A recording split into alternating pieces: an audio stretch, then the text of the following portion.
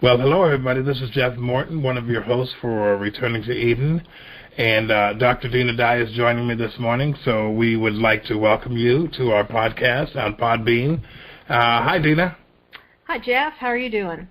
I'm doing good. It's been a while since we've gotten together doing this, but, you know, both of us have been extremely busy. And we're going to talk a little bit about that. I do want to mention, though, too, before we get started, about our conference coming up, where you're going to be here in the Washington area in September with Professor John Walton. You're going to be doing September the 8th. Walton's going to be September the 7th here in Puyallup, Washington. It's actually the same time as the Washington State Fair, but it's going to be a busy time for everybody. We do have... We have a goal to reach as far as people. We have 125 seats. We're probably looking for about 75 of those seats to be filled here in the coming days. So we want to get the word out that the Lost World Conference is coming up. It's going to be held here in Puyallup, Washington. You can go to jeffsmorton.com. You can purchase tickets. You can do it one of two ways. You can purchase tickets for both days, which is $45. Or if you just want to come to one event, if you want to just come to see Dr. Walton or Dr. Dinah, there's a fee for each day. So we're hoping you come and listen to both of them. It's just a 2-day event. There's not going to be any lunch, we're not going to have child care, and we're not going to feed you, but there's plenty of food around the location. All that information is on jeffsmorton.com. So we hope to see you there, and we encourage you to go ahead and register sooner rather than later because, believe it or not, and I'm trying to be as transparent as possible, your registration fee helps us make this happen. So with that said, we certainly appreciate your prayers. We're looking for contributions. Anyone want to contribute or maybe help someone else attend, you're welcome to do that. Just simply go to jeffsmorton.com, and all of that information is there. So thank you. And now, Dinah, you're busy. You have Revive coming up. You have Love for Israel and a couple other things in addition to this world you jumped into. Why don't you tell the folks a little bit about what I didn't. If I knew what I was doing ahead of time, one of those stories. No, it's been a very busy few months. Starting back in February when I got involved politically in our area, New Mexico. I put out that little video talking about how the state was being flushed down the toilet and what we needed to do. One thing led to another. I eventually connected with APIP, the American Pro-Israel PAC, and the folks there attended an event down at Mar-a-Lago, the president's home, in March 15th. Met some wonderful folks and learned more about APIP, and we'll talk about that as we go through the program. And then fast forward, I just was at another event down at Mar-a-Lago, in Palm Beach, also Rabbi Feldman's conservative synagogue there, and had an opportunity as well to meet some more people and to get a better understanding of what APIP is doing. And it's amazing what's going on, and it's just moving at such a rate. So we want to sort of educate you a little bit about APIP and encourage you there. Also talk a little bit about the On Fire Prayer because I've connected On Fire Prayer to APIP. Part of our mission is to pray for them because what they're doing is so important. Key in all this is the bringing unity to the evangelical Christian world and the Jewish world because we have an amazing opportunity right now. There are a lot of Jews pretty fed up with the Democrat Party. And the Democrat Party is pretty well turned anti-Semitic. And we've got people like Omar and AOC popping up saying stupid stuff. So the Jews may well be looking for a new home here. So up until now, we've had a PAC, which is a pro-Israel PAC. However, it's pretty liberal. And so now here we have a conservative PAC espousing Judeo-Christian values and pro-Israel. And so this was the brainchild of Jason Sullivan. He had a vision, dream one morning, woke up and just, put it into action. So being down in Palm Beach at Rabbi Feldman's synagogue, we had a number of other rabbis there. Rabbi Shiner, who's the Orthodox rabbi, and we had Rabbi Shmuley Boteach, which is a fabulous guy. He's kind of like the rock star rabbi on the planet today. and the evangelical Christian community, we had some wonderful representation. Judy Jacobs and her husband, Jamie Tuttle, were there. Pastor Mark Burns, who is Trump's personal pastor, and Billy Brim, Dr. Billy Brim was there. Mark Biltz was there. Who else do we have? It was a wonderful event, and you had Dennis Prager there too.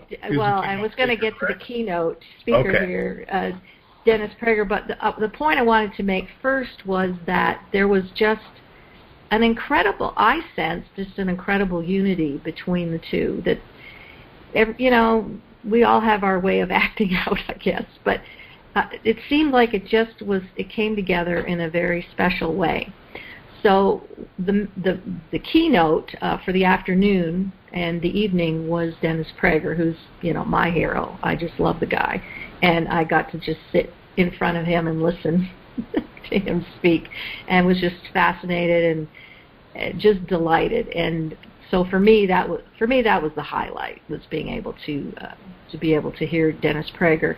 One of the things that he said in the past that really moved me, and it kind of goes to what you and I have been talking about. He said, the question was not why is there evil in the world. The question is why is there good in the world. I think that is the most profound question to be asked, and can only be answered by folks who understand the kingdom, because that's the point. There's only good in the world through God's kingdom people. Those that have been redeemed and regenerated bring that which is Him from inside us out into the marketplace, and bring order out of chaos into the marketplace. And so that, I think, is probably one of the most important questions we could ever ask. The other thing that he said that really moved me, so a lot of our listeners know I went to Ireland with my mother a couple of years ago. And wonderful trip, wonderful people. But the thing that hit me the most about the trip was, in Ireland, there was before the potato famine in 1845, and there was after the potato famine. And there really wasn't much other history, even though Irish history goes back as far as the eye can see, the Celtics. But that was their ground zero. They had probably, anywhere 6-7 million people lived in Ireland before the potato famine. After the potato famine, of course, they were just decimated. Upwards of 2 million people emigrated to the United States, and people just starved and died, to the tune of millions. And their numbers are still not back to where they were before the potato famine. So everywhere you go and everyone you talk to, that's ground zero. And Dennis Prager made the point that ground zero for the Jewish people remains the Holocaust. There was life before the Holocaust. There was life after. Well, there was a decimation after the Holocaust. Even though the Jewish people, the history goes back thousands of years, all the way back to Abraham. And even though in Europe, there's a long history there, and back into the Middle East, everything comes to the point of the Holocaust. And that the Holocaust is in the DNA of the Jewish people, and it's as though they've experienced a PTSD that they cannot get over. And this is some of the reason why we have Jews being Democrats, voting Democrat. It makes no sense to us, but if you put it back in its reality of everything came to that point, and the decimation of the Jewish people after the Holocaust is where they are, and I don't like to use this word, but they're stuck there. And so how do you don't let go of that stuff. If you're someone who's been a victim of any kind of, abuse or whatever, or have suffered in war, PTSD, you don't let go. You try to move on, whatever, but it's there. And that's what it is for the Jewish people. And for me, that statement was a game changer. Well, we could apply the same conversation to the blacks, because the slave trade, the Arab slave trade, which most blacks know nothing about, was like ground zero for the black community, because had it not been for the Arab slave trade, slavery promulgated across Europe through the Dutch and the British would never have happened because the Dutch and the European world were purchasing the slaves from the Caliphate. But for the amount of Africans who died as a result of being enslaved, it's millions. I mean, millions. And in America, we don't hear about that perspective of the slave trade. We don't understand the decimation that occurred on that continent. We tie it to the white man here in America, right. And because we don't know that history. And so for me, that history is ground zero for the PSD, that what is it, post-traumatic syndrome. Yeah, PTSD. That seems to be the same reason many of the blacks are connected to the liberal Democrat machine. And for the life of me, and I know you will agree with me, it doesn't make any sense. It's like being connected to the chaos that killed you. Yeah. I don't get it. And again, the Democrat Party was part and parcel responsible for the rise for the KKK and all of the brutality that happened to the black community in the South, and yet black America votes. And I think one of the things that stands out about APIP is that there's something changing in that mindset. And we see through Donald Trump's presidency something's changing within the black community as well, because people are starting to break free from the mindset that has so traumatized generations of folks. And I'm glad to see it. I'm glad to be a part of APIP. I know you are. You jumped into this arena because you made a statement. You said, what good is knowing all of this information if we don't do anything with it? Well, Dinah, I've been saying this since before I met you. You know, if you do absolutely nothing, then absolutely nothing will get done.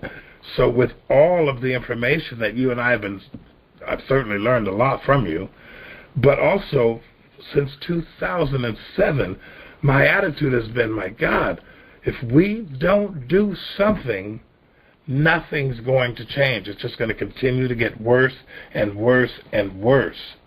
And it has gotten worse and worse and worse. And so now you're into this political arena, and I got to believe you were political anyway, but now you're actively involved in making a difference. Speak to that. I've always had a bent towards that. I'm not really sure why, but back in the day, in the 90s in particular, I was homeschooling my kids. I was very involved politically with with our local groups here, and we spoke with the legislature often. We talked with the governor about homeschooling. Was so very involved in that, and just sort of naturally moved out from there. I don't know, like I said, I'm not really sure why. It just feels like it's in the DNA. And I grew up in Canada. I was about as political as an ant. I mean, I had no interest whatsoever. So, but for those who don't know, I was born in the United States. I have dual citizenship. So when I was a young child in Canada, I always had a fascination with the United States. Didn't matter what. And so whatever the politics was going on in the U.S., even I remember, probably 6th, 7th, 8th grade, being more interested in the politics of the United States than I was with the politics in Canada. I actually was one of the few that learned the history of the United States, because in Canada you didn't learn anything about U.S. history. You knew Canadian history such as it was, about 100 years worth, and you knew all about, I knew every king and queen, of Britain and France, and who the heck cares? But I always had that interest. So fast forward, like I said, once my kids graduated, moved on, got married and all that, and I really settled into working, doing my studies, writing books, focused on bridging the gap between the Gospels and the Epistles and the Torah. But, filling yourself with a lot of knowledge and information is a limited engagement, because what you have to do with that is you have to exercise wisdom. So wisdom doesn't come just by infusing yourself with information. Wisdom comes by exercising that information in your life. And so also have been doing a lot of studies on the concept of wisdom and chaos, wisdom producing order, complete lack of common sense and political correctness produces chaos. So I feel the Father led me on that trail to understand really what's going on in our culture today, because, and Dennis Prager even talked about it as well. So the ultimate wisdom is the Torah. It's called the tree of life, and in the book of Proverbs it says wisdom is a tree of life. And it also refers back to the menorah. The light that comes from the menorah was to produce a light in the world. Order. In fact, isn't it interesting that light, the Hebrew word for light is or, out of which we get order. So light brings order. And the chaos, of course, is the darkness. And so we are moving fast towards totalitarianism in terms of political correctness, identity politics, and multiculturalism. And so that is producing chaos, because it doesn't come out of order and wisdom. It comes out of folly and foolishness. And in the Bible, when we call someone a fool in the Bible, it's not referring to the frivolous or the frivolity of a person. It's talking about someone who's wicked. And yeah, the word Naval, you remember the story of Naval. So it actually isn't just, oh, he's a fool the way we think of it today. To declare someone a fool means to declare them wicked and outside the covenant. So the book of Proverbs is this contrast between wisdom and folly. And so I see that's the way government operates. With the king seated on the throne, ruling and reigning, is either bringing order, because he is a benevolent king and he recognizes righteousness and justice, or he's a fool, wicked, evil king sitting on the throne and embracing policies that are destructive. And so that's the place where we find ourselves. And so all of that study in Proverbs and Psalms and kingship in the garden led me to the natural place where it's not any different in our government. Government was instituted by God. The thing is, who's ruling over you? Are they exercising wisdom, or are they exercising foolishness? I'm glad to hear you say this, because, I get people ask me all the time, well, what is it about Dinah that you are connected to? It's that very statement. I mean, for me, I begin to see something happening in my own mindset about the political realities that we live in. And you said something a while ago. You said if it wasn't for Jesus or Yeshua proper and John the Baptist, they've turned the political world upside down.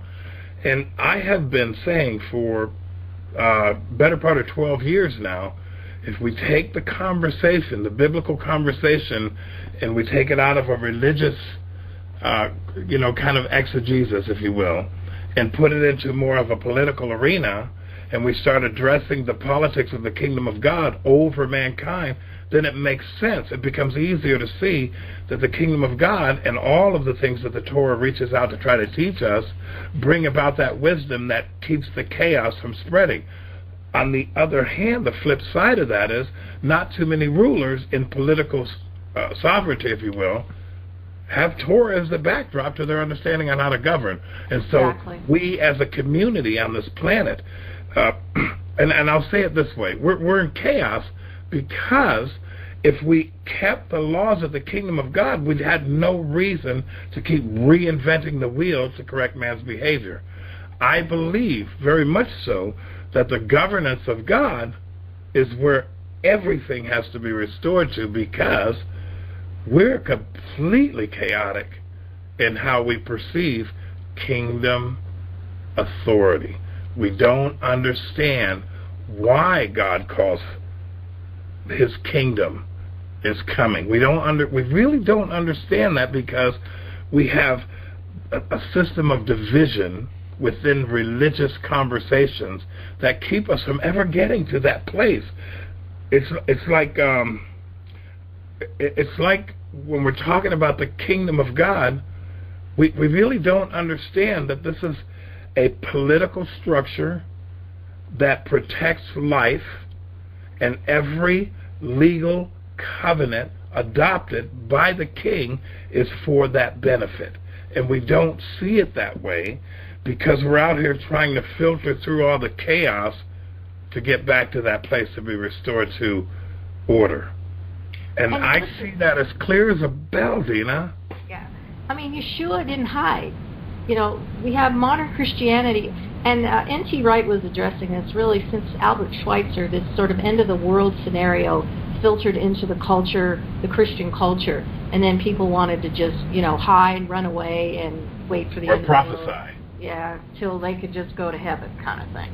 But you think about Yeshua, he walked among, he spent a whole lot of time in the temple. And those guys running the show, Annas, the high priest, and his, he was the godfather over Jerusalem at the time, and he installed his family members to be high priests. He pushed back against them, as well as the Pontius Pilate and Herod. He pushed back. He didn't stay in his little home in Nazareth and go, well, isn't this nice? The Galilee's a wonderful place, and I'll just have my ministry here. He went into the line. He went into the hornet's nest in Jerusalem in the political world, and he pushed back and he spoke out against it. And he gave us principles to operate by, which go back to their Torah principles. This is the wisdom of the ages. One of the things, and we've got, with the conference coming up in Washington with Dr. John Walton, I'm just flabbergasted. I'm so excited I can't hardly stand it. And Dr. Walton came out recently, he's got the Lost World series, Lost World of Genesis 1, Adam and Eve, the Flood, etc. Scriptures, and now the Torah. So now he's just come out with the Lost World of the Torah. And I know that there are many who probably read the book and not quite understand what he's saying. But when I read it, it was total confirmation of the journey that I have been on and exactly the purpose and function of the Torah. And we have to face reality. Much of it cannot be observed today. We don't have a functioning temple, and we don't have a functioning priesthood. We have very little. Even the festivals are, in a way, difficult to... we celebrate them more as how do I put this? Part of it's traditional, and part of it's as a remembrance of what the Torah declares. But it's impossible to celebrate it or observe it in the way that we have in the Torah. So now, what do we do with all that? And that's the point, because the Torah is the foundational wisdom. It's the operating.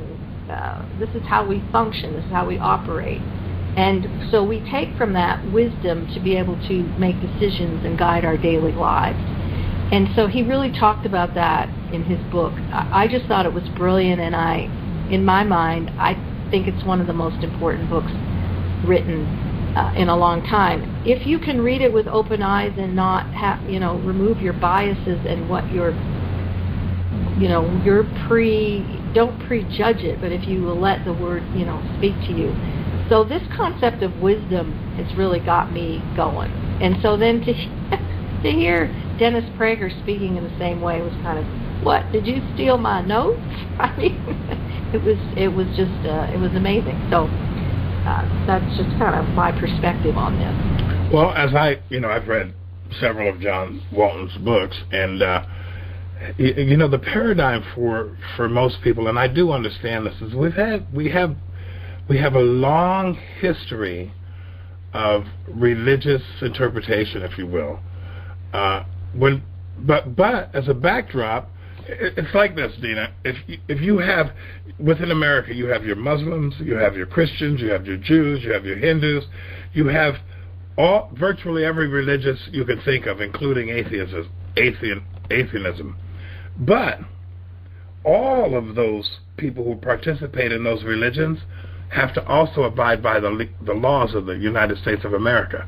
In other words, if we juxtapose the United States of America to, and I'm not saying that the United States of America is, but if we take the United States of America and just simply rename it the Kingdom of God, God's not interested in what you believe. He is interested in your obligation to uphold the laws, the statutes, and the commandments of His kingdom, which is the entire universe, if you will. So you can believe whatever you want, but when you start moving away from the boundaries that protect life, then you go outside of the covenant structure, and I like to call it the constitutional structure of the kingdom of God. And it doesn't matter what religious system you believe. It matters that you understand the legality of the king and the kingdom. And all of it is designed to protect and promote life eternally. It's not a happenstance. It's not wisdom makes you smarter. It's these are the things that God has placed into all of humanity in order to make sure and ensure an eternal relationship with His creation. And once you see that, then you can kind of step above a lot of the religious, and I don't like to use religion as a bad word, but we've turned it into a bad thing simply because it has one thing in common outside in the chaotic world, and that is division. It supports and promotes division in our lack of biblical understanding about the laws and the authority that God has placed in the world. I mean, you can throw a bowling ball off of a building, it's not going to go up. In the same way, God's laws and the legal statutes by which He governs life are not going to change simply because we refuse to adhere to them. Well, and that's the thing about the Torah. It's almost like natural law. So, and it creates a boundary around to protect you. And so, the essence of the Torah again is wisdom, and it is a natural flow from the mind of God. And so, when you violate, there are consequences to not upholding the biblical principles that are espoused in the Torah. They are the natural consequences. You can think you can do anything you want and make it go away and make it be different, but there are natural consequences to violating the commandments of God, and then we have to live under it. So I was just reading this morning, one of our prayers we sent out on Fire Prayer was dealing with the sex trafficking thing, which is so beyond, I don't even know where to file it. But going back to China and India, who have, over the course of time now, aborted upwards of 71 million babies, mostly girls. So we have an entire population in China. There's no women to marry. Right. These roving men, now they can't possibly be fulfilled. They're God-given, well, I can't even think of the word, but they're supposed to reproduce after like kind and reproduce children, and that is the natural order of the universe, wisdom personified, and they can't do that. So now, this is, we end up with rapes, and we end up with the sex trafficking trade. All of the stuff that we have done to violate the essence of the Torah, which is what you just said, is life, is producing chaos in a way we can't even imagine. I mean, that's just over there. And now we see the sex slave trade thing taking root here, because here is where there are women. So, and just what's going on in the board, I mean, all of it is just mind-numbing. And we're seeing before our very eyes exactly what happens when you violate biblical principles. And there is no way around it other than to restore biblical principles in the marketplace. And that means we have to have leaders who operate under biblical principle and make policy. The number one focus of any policymaker is to uphold and restore the human family. We have totally destroyed it through the leftist, progressive, radical, whatever you want to call it. Through their policies, we have upended the human family, and look what it has left us. And so this is why I am so passionate about this. This is the only way we can turn. God, I've said this a million times, God is not going to wave a magic wand and make it all right. He is going to use His kingdom people to move out into the marketplace. And that means running for office. And that means supporting, office holders. And that means speaking out against these policies that are so destructive.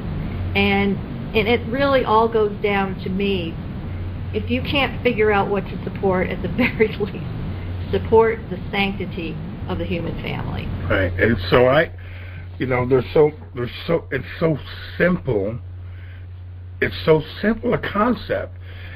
For example, and I've said this for a long time, Roe versus Wade ushered in the time when our children would start killing our children or each other on steroids.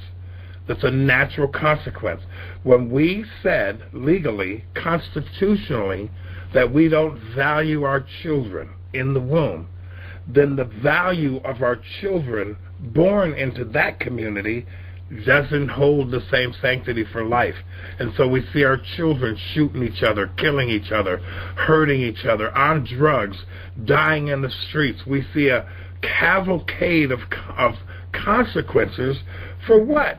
Not protecting life in the womb. And when you talk about the sex trade, see, the average American, I just recently asked a pastor from India, Pastor Joe, I said, Pastor Joe, would you say that the United States of America, the citizenry, is kind of in a bubble? They don't understand the horror, the absolute abuse of children around the globe. And he said, absolutely. And see, I've been to these, as far as the sex trade, Seattle has a huge sex trade because it's a hub for the Pacific. You know, you grab somebody's child here and you drug them up, and they wake up in Singapore, or they wake up in Taiwan. They have no way to get back, and now they're just a piece of meat on the slave market. And the American public, not getting into the details and all the gritties, we have no concept that a lot of our children have gone missing, not because they ran away from home, but because they were enticed away from home, and they're probably still alive, and we don't know it. And that, to me, I can't think of anything more horrifying, and all of my children would tell you this, selfishly.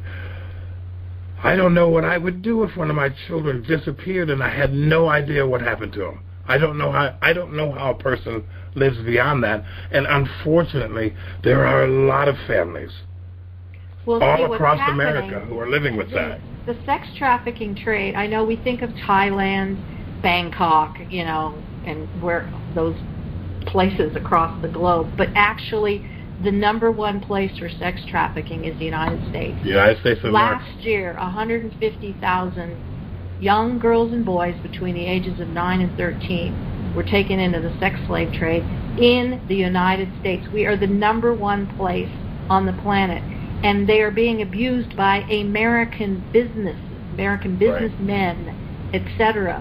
And what's happened is because the family is falling apart. Think of a young girl in a family, you know, maybe there's drugs, there's some kind of addiction in the family, or the father is in the home, there's a divorce, I mean, who knows? This young girl is already vulnerable and doesn't have a good identity of who she is.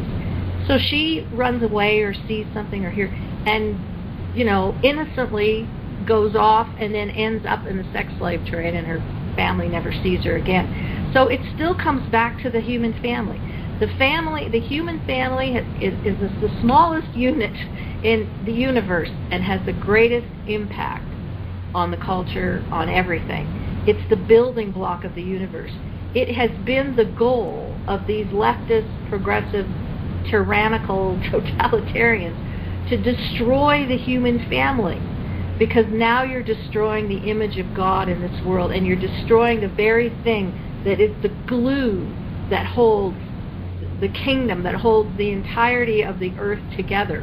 And you destroy the force for good in the world, and you replace it with this destructive force. So really, I mean, just think about divorce and welfare and addictions and, you know, I mean, on and on and on and on. So it's all, the very essence of the Torah is connected to the family, is reproducing after its own kind, is bearing fruit, and it is the culture, the essence of life. And so that's it in its most simplistic way. You want to figure out how to make policy, it always should uphold the family and the values of the family. I mean, you just think about, focus on the family. They got it, 40 years ago. It's the key to everything. And folks, I hope you don't mind. Dinah and I plan to go a little longer than our typical 30 minutes, so we hope you stay with us. This is an important conversation, and I know that Dinah's she's moved into the arena to kind of be a voice against the chaos, and I'm doing something very similar here in Washington State. In fact, I'm trying to. There's several things that are coming together on my end here. I hope. I'm not really going to talk about them yet because I don't have any solid things. But I'm not sitting in front of my computer on video having a conversation on Facebook about biblical matters for reasons. That's like asking yourself for a gigantic headache and then walking through the week with that same headache. And I've learned that. My role now is to get involved locally here and be a voice against this lunacy. And it is lunacy. What we have going on predominantly, Dinah, and I know you'll agree with me, across the states, is this, it's like this, it's like a tsunami of a progressive ideology that is trying to gulp up everything good and decent in America and to destroy this nation and to destroy the people here.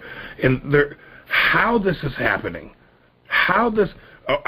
you know what, I'll say it differently. Why this hasn't happened in its entirety yet is because of the believers. It's because of the people that believe in the biblical truth. It's because of the people that chase after understanding the Torah, who've benefited from the gospel message. Now, if we could just kind of be restored to the way God purposed this information, then we have a fighting chance to take back the culture. But we have to do it now. We don't have another 50 years because between radical Islam, between the left insisting on killing our children minutes before they're born or even after they're born, between the same-sex marriage and the transgenderism and all of these things that go against the very essence of life and nature, if we don't stand up collectively and cohesively, these people they don't stop. This movement is repeating, and it doesn't stop. It's non-stop. And that's really the adversity that we all face. But we have to be like David. We have to be like Deborah. We have to be those people of the ancient world who said, no, enough is enough. We have to do that. And that's why I'm doing what I'm doing. That's why Dinah's doing what she's doing, and many, many others. But it's the ones that are sitting comfortably in their United States with their 9-to-5s and their retirement schedule and all these different things, who go to church and do all these. You have to be involved. You have to. When I hear Dinah, and I know you will agree with me, I don't vote because we've already won the battle. I mean, I'm doing everything at that point in time to not punch that person in the side of the temple. I'm like, you have to be the army of the Lord. You have to be the one, because God's not going to wave a magic wand and get rid of all those people. So I don't know how to get that point across. Well, we just have to keep talking about it. We probably should kind of bring this to a close here. I think as I've been praying, I hope people hear my heart. I hope they will help support us with On Fire Prayer. Just go to onfireprayer.com. We've been raising up team leaders and team members, and these are the kinds of things we're praying about. We're trying to do it in a systematic way. But my sense was I just felt the presence of the Father speaking to me, because when I look out at it in the natural, I just go, these people have way more money, way more influence. They are dedicated in the way that the church is not. They're in a quote-unquote unity. Nothing is standing in their way. And then here's, the faith community just arguing over stupid things. But my sense was that the Father just kept reminding me that it doesn't take, every single person, but it takes people. He will use those who are dedicated, who are willing to go through the suffering and the persecution and whatever it takes to defend the kingdom on earth. And that if those of us who are called, who sense the call, will discipline ourselves and prepare ourselves for what we need a third great awakening. I mean, he has got to go before us. It must begin with prayer. We are trying to educate here and recognize what's going on, but without that, we're dead in the water. Because he can take a little bit of money and multiply it and make it great. He can take a few people and multiply them and make them great. And so I just want people to rest in that, to know that our God can do anything. And he is more than able. All he wants are his people to submit, commit, and give of themselves to him, to put him first in all that we do, and to draw near to him daily, and to get our marching orders. And if we just keep that perspective, then we will be effective out there. We do have to do some work. We do need to educate ourselves. We need to understand the problems and the policies. We need to know what we're talking about. You know, the answer is it's in the Bible is not an answer. But I want to encourage people that our God is faithful. We have seen, I mean, you all know that he has moved in your life in ways. Right. This is when he came out of the tomb and was raised from the dead. That same power is moving amongst his people. So it's a time, even though it looks bad and looked pretty bad before D-Day. It is a time to be excited because we have been called by him. We are his army, and if we are ready and prepared, he will move through us in ways that we cannot even believe. And we will know that we know it's not us. It's him in us. So we kind of want to end on a good note. And again, I want you, APIP, Jeff and I are kind of involved with APIP, the American Pro-Israel PAC. Go to apip.org. Donate. They need money. Let's be real. Our side doesn't have anywhere near the money the other side has. And consider down the road how you can volunteer to help. And this is a great organization because it's a Judeo-Christian super PAC that supports Israel. It's pro-Israel and it's conservative. And pro-American, I might add. Pro-American, and so we want you to get on board there. If you can, join the On Fire prayer teams, and these are ways you can get involved. As far as returning to Eden, Dinah and I have decided that when we can get together and do a program, we're going to do that. We're going to have John Walton. He's going to do an interview with us. All those things are coming up. In the meantime, we have lots of things going on.